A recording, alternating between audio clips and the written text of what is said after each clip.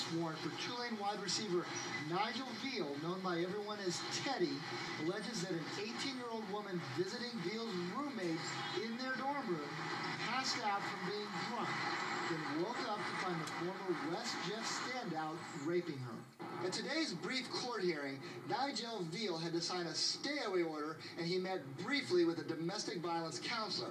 On his way out, his attorney said he is innocent. He has given a statement to authorities, and he hopes to get the matter cleared up quickly. We'll have to see, Michael, how this develops, but this was not a rape.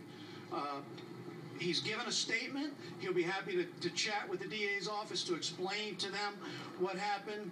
It's not a rape. It will never be a rape. And I'm sure that the DA's office will make the right decision, and the case will be refused. Defense attorney Chick Foray not only portrayed his client as innocent, but as a model student athlete who was alone in his dorm room when the alleged victim came to his room after a night of partying.